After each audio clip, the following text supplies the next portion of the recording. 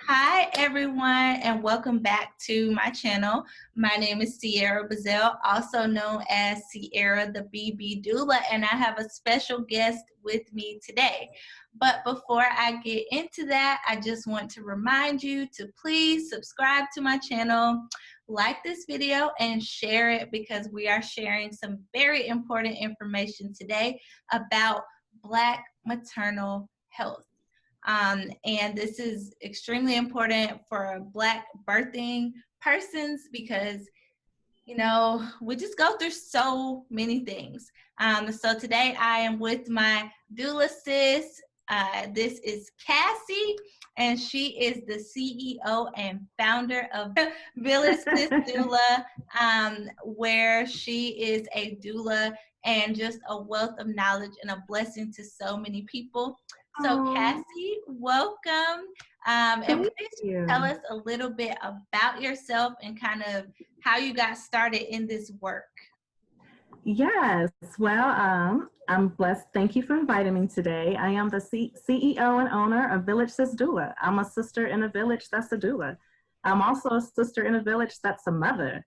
And I've experienced, even with all my education background with my pre-med honors, biology, chemistry, master's in public health, the one thing that was focused on, the energy was different with me. And doing research is already statistics show that we are 3 to 4 times more likely to die in childbirth. The numbers, the data, the experiences I've had, I'm here. I'm here for that. I'm passionate. I love to advocate for our community, village. And so social justice is really close to my heart and always has been. So even with the data, it shows that regardless of how much education you have or how much money you make, you're still at risk. And why? And I'm all about speaking about the uncomfortable because we need to be comfortable in the uncomfortable in order to really take back those layers to say, hey, how can this really be addressed, and be humble to learn from each other. So that's what Village Sisters is about, for us to uplift, support each other, and learn from each other. So I'm blessed to be here today. Thank you. Thank you for agreeing to talk to us today. And this is something that is near and dear to our hearts as birth workers, because we see so many just birthing persons end up traumatized or, sterilized, or even, losing their lives. And so this is something that we try to talk about as much as we can to bring awareness to the issue and to hopefully help someone so that they can get some information that will cause them to ask the proper questions or to do something that may keep them from having to deal with, all of the things that can come along with being a Black person giving birth, especially during this time. So, as a doula and having this master's in public health, I know that you said you see the numbers, but what have you seen personally as a doula that kind of startled you and made you kind of realize that, wow, this is really an issue? Yes, definitely as I became a mother while I was pregnant, the load that's often placed on melanated women. Being pregnant is a very vulnerable time, and your body goes through a lot of changes hormonally, chemically, physically. But there's a lot of pressure on a melanated woman, even with all the education degrees, even from a corporate standpoint, working in corporate. There's a lot of pressure and stresses to only be the brown face in the room. With Black Lives Matter movement, some people are speaking about this, but I was born just the way I am. This is a new reality to me. But going back to being a mother and being pregnant, I went through depression before and after, because that standard of who I am and what I'm able to handle, it's depressing when you're not able to uphold to those standards as before, but that's natural. Even after my delivery, I thought I can get up and go. I was in the hospital 6 days, and now I really, really know the detailed information from a chemical, biological standpoint. There was no need for me to be there for 6 days. There was no reason for me to be induced. I could have had my child naturally. And the data shows that melanated women are at a higher rate of having C-sections. C-section is a serious, serious surgery. And oftentimes you come out, your iron is low, you've lost a lot of blood, the impacts it have on your body. And also if you want to have more children, the risks that's there. And then also postpartum depression. I have that too as well. That's real. A lot of I say gestational individuals, but I'm learning to be more inclusive for all individuals, regardless as to what you identify as. I want to be that support because we all deserve quality health, medical services, and respect. Mm-hmm. But yeah, so postpartum depression is real. I'm also a postpartum doula.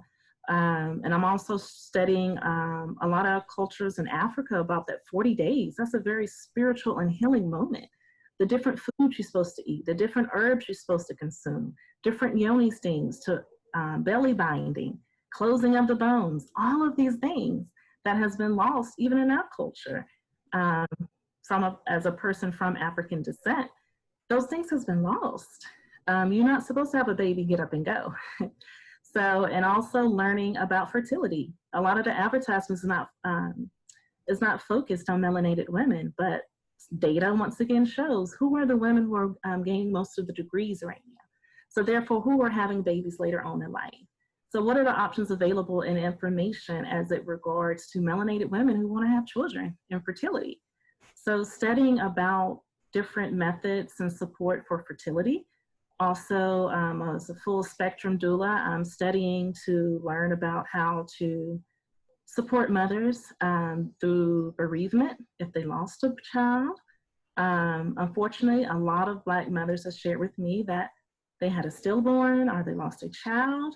And as I hear the details of their health and their concerns, it wasn't addressed. Their voice was not heard. So your voice is not heard when you're pregnant. Your voice is not heard in corporate. Your voice is not heard if you go to predominantly white university too as well. Just your voice being silenced and the stress behind that. So there's a lot of layers that need to be revealed, and we all need to be comfortable and are uncomfortable to really address it. So I hope I answered your question. Yes, absolutely. I think that you hit a lot of really good points because we are not listened to. We are not given that respect as birthing persons of color, as gestational persons, because, you know, for whatever reason, we're not seen as, I don't know, maybe we're not even seen as being human in a lot of ways. And I know that that goes back into history and slavery and all of those different things that we have dealt with as a people. Yeah. And it's so funny that you bring this up because I was actually having a conversation with another doula earlier on Instagram, and we were talking about our experiences, and she made me realize something about my own birth that I didn't even, realize or acknowledge at the time. But I don't know if you've heard about my story, but my C-section led to secondary infertility. So basically my infertility was caused by having a C-section with my oldest daughter. And it happened because while the doctor was doing my C-section, she found scar tissue inside, wrapped all around my ovaries, my uterus, fallopian tubes, all of this. And she decided to do a surgery while she was in there to remove that without my consent. And in doing so, she caused the scarring to come back a lot worse, because when you mess with scarring, that's what it does. And it left my tubes, just in a really bad state, stretched, and just, they have been left that way for a very long time, about 6 years. And I had been going to the doctors, no one was listening. And finally, when someone finally decided to do something about it, it was too late, because by that time the tubes had been so stretched and damaged that even if the surgery were to be done to save them, I would only be left with the possibility of having an ectopic pregnancy. So they had to be removed. And with her, she was saying that, the doctor didn't even give me a choice in that moment, because she could have just closed me back up and said, this is what I found. What do you want to do? But I was never given that choice. And in her case, she had a baby and her fibroids started to grow while she was pregnant. And she had to have surgery for it, but that surgery caused her to then develop endometriosis. So now she has the one child, but is unable to have more, or doesn't necessarily want to, because it would be another C-section that she doesn't want to have to deal with. And as we talked about, these C-sections are messing people up. So it's just so crazy how our bodies have to go through these traumas and none of it is dealt with. And when we go through continual trauma and we're dealing with all of these pressures, like you said, on the outside, and then we have to be strong, and we can't express those feelings or emotions without being looked at as being enraged and angry. That leads to all sorts of issues inside of us. You know, stress leads to high blood pressure, which leads to preeclampsia, which leads to C-section, which can then lead to death. So, you know, it's a crazy cycle. It's so crazy to me. Yes. And this road is not easy. That's why I say it's going to take a village. I had a dream about this business concept, and I said, you know, there's something got to be done now. My whole intention was to become a physician. And at my medical school interviews, how I was treated compared to other students. And then I'm a mentor and speak with a lot of individuals in our community, our village. And I said, no, I want to be on the ground work. I want to be prevention, not treatment.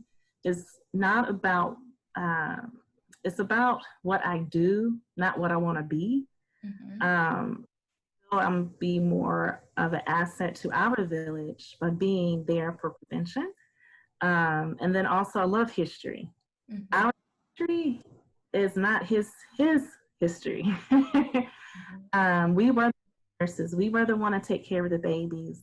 But then midwives, certifications, all these different things. The medical system has not been structured for us and continuously have different barriers there, even with the statistics there. Our lives matter, and it's been mattering before Black Lives Matter.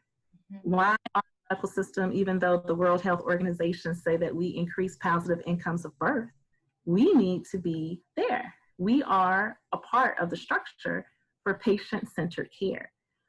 And as you mentioned, informed consent is not informed if you don't have the information or the choices available to you.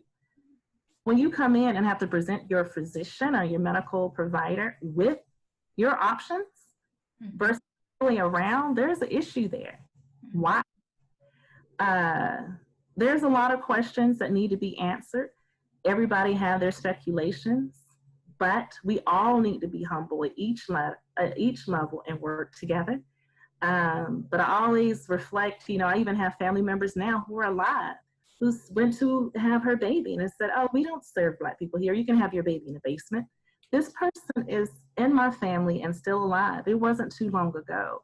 We have a lot of things, as I mentioned, that's uncomfortable, but we got to be uncomfortable in our comfortable, be comfortable in our uncomfortable to discuss these issues because it's real and history is important. We also need to shine light on that history. America does not, the history here is deep, just now being revealed, but we need to do more than just, you know, activism, walking, you know, the street. There's other issues that need to be addressed too as well. Yeah, I totally agree. And I love that you brought up the piece about midwifery and us being the people that were there on the front lines taking care of people, and how we've gotten so far away from that, because you have so many doulas like myself and many other people that I know that want to go into that birth work. But as we know, in some of the states, and ours just happens to be one, that is very difficult to do because you have to go to nursing school, which then causes you to be a part of the system that is already not serving us as a people.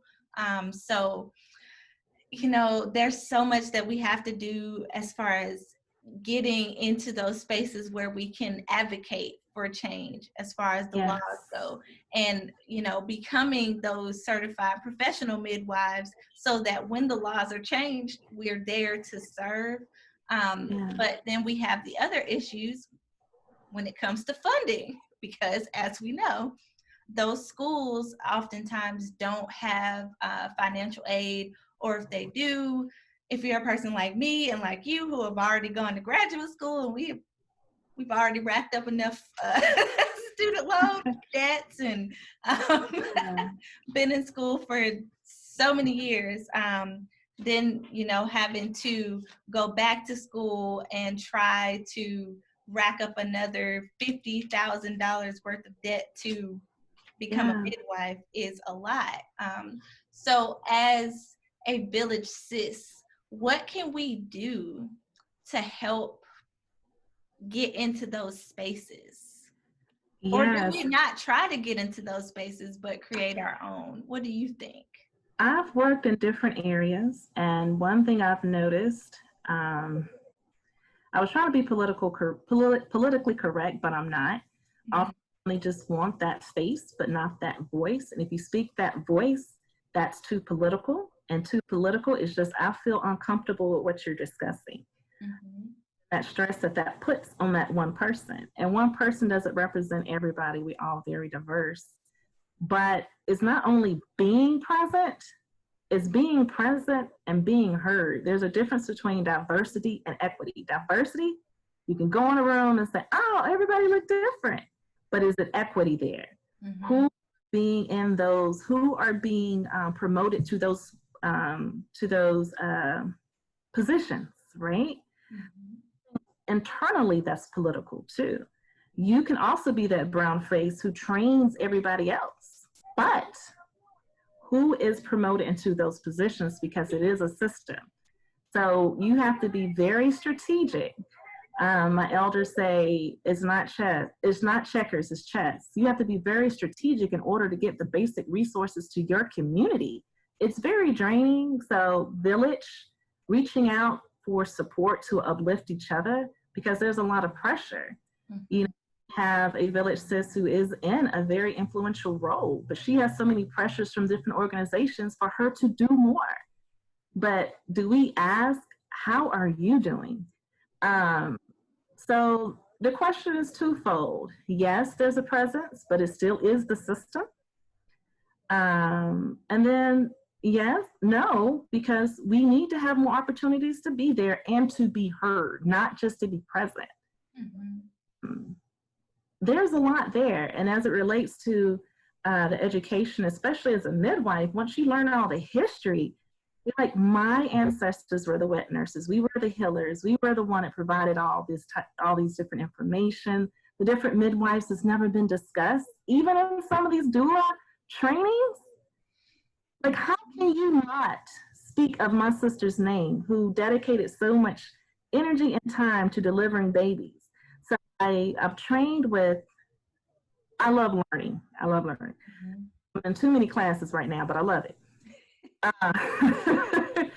But I've been in 5 different trainings, and, you know, I look at those things. What type of books are you requiring me to read? Who are the authors of this book or these books? The little details like that, it shines light on the injustices in our here, structural racism, generational wealth. You're first to go to college and you have debt. You didn't have mommy and daddy who owned a lot of land and had something to give over to you. We weren't allowed to have certain insurance policies and things like that. So we're starting from the bottom. You say, oh, just go get that degree. When you're starting at a different starting point, it's different, you know, and a lot of land, when you look at generational wealth, land is power, okay? And a lot of land, because I worked a lot with food insecurity, a lot of different areas. I call it food apartheid, because that's what is redlining, but I'm not going to go there. But land is power, okay? Land provides money. Land is passed down through generations. But if you're prevented from access and is taken from you and is stolen from you, it's a deep complexity. And even with Black Lives Matter, we're losing the lives of women who's having children. Our children are dying. And then you see what's on the screen right now, those consistent triggers to trauma. What is that doing when you consistently see this in front of you over and over again? There's a lot going on right now, and over pandemic. So I hope I answered your question, but it's very deep. Yes, there's a lot. There are a lot of layers to it, Yes. and so much needs to be done that I feel like a lot of times as a birth worker, we are expected to fix all of the problems, and it becomes a lot to bear because you want to help people, but at the same time, for a lot of us, this is our career, this is our bread and butter, and it is expected of us to just take on all clients, whether they can pay or whether they can't. It is expected for us to be the voices that are in those spaces, even when we're not accepted, to be the people that are fighting for change. And, you know, that can be a lot on us, just trying to bring about this change. So it's so complex and we have so much that needs to be done, but the question then becomes, how do we get it done without burning ourselves out? Yes, I would say for myself, because I'm so passionate in different areas, because social justice, unfortunately for our village, consists of so many different components. I've experienced burnout, but I've had my elders supporting me behind. You have to heal yourself from the inside and know that you can't take it on by yourself.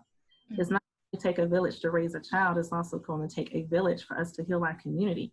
But we have to heal individually. We have to know how to ground ourselves, how to heal ourselves, treat ourselves with love. We have been brought up to hate ourselves. No, we need to change that mentality. And being involved in a lot, my elder said, that's a trauma response. You need to do what you can. You need to sit still. If you're tired, I have a 7-year-old boy who is the CEO of his own business. He reminds me at 7, Mommy, close your computer.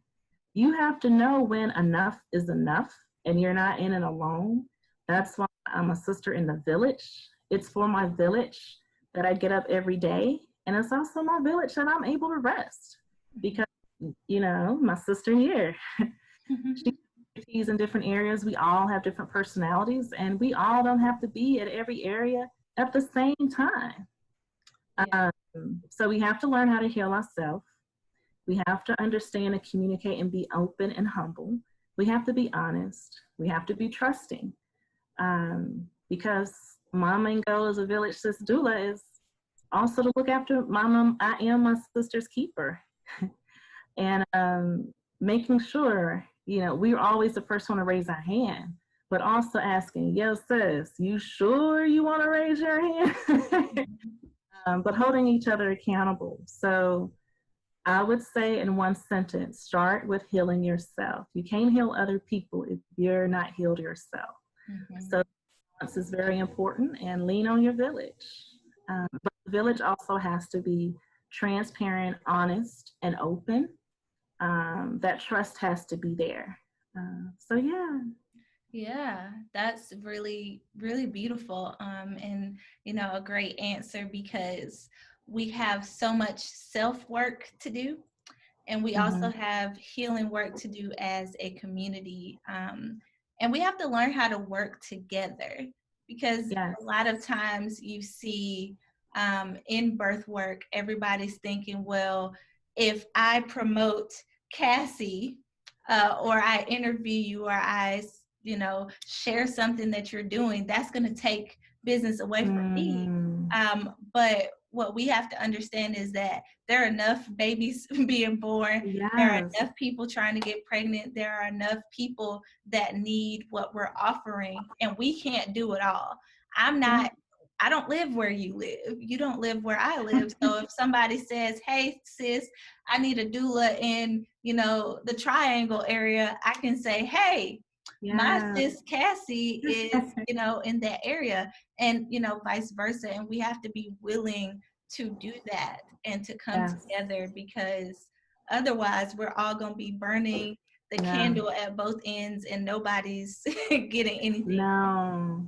And one other thing about Village Sis Doula, even today, I'm human, we're all human, we get overwhelmed, like, oh my gosh. But having a sister to call and say, my energy ain't where it's supposed to be, and you remember to pick up your crown and know your reason why. I always say I also mentor individuals. If other women who look like me who want to be doulas, I say, come on, let me show you what I learned in the beginning, and let me show you my mistakes. But also, I'm getting up there in age. Sometimes I forget what I'm about to say. But I mentor other individuals. And the thing is that everyone has a different expertise. That's why I love reaching out to my sisters in the village who are doulas and saying, you know what? Such and such had twins and she breastfed 2 babies at one time. She's the one. So we can work and support each other. And sadly, the statistics show that a lot of melanated women don't have doulas. You see the initial price, but when you break it down over the time that you're pregnant, it's doable. So everyone can afford a doula. So yes. Okay, well, I think that that's a great answer, because we can make sure that we are okay. We have been trying to push to have the system make sure that we're okay, but it's going to be up to us to fix a lot of these things, because they've shown that they're not going to do it. It's just not going to be done. And we can't wait on them, because waiting on them is what's causing a lot of these issues. So to work together and to bring doula work and, herbal medicine and all of these things to the community is exactly what we need. And I love what you're doing. Thank you so much for joining me. Thank today. you. And they always put a fancy name to things too, but community building is big because food insecurity, there's so many different things, and we all have to collectively work together to address those things. So thank you for having me. Well, thank you so much. And hopefully I can have you back on to talk about some of the other things that you're doing. It seems like we're very similar. I just finished one course because I'm starting another one on Monday, and I'm in the middle of Yes, but we have to learn how to balance. I'm still learning. I'm blessed to have elders and village sisters to help shine the light where I'm not sure. So, and I'd love to interview you sometime, because we all need to show our light. We all have gifts. We all have blessings. And I adore you. You call me and I'm popping up. Oh, well, same so thank you. Oh, well, thank you for having me. Absolutely, absolutely. So be sure to follow Cassey and make sure to keep up with what she's doing, because she's doing some amazing things, and she will be back very soon, hopefully. Thank you so much for watching. Please be sure to subscribe and to like this video and share it. Bye-bye. Thank you. Bye.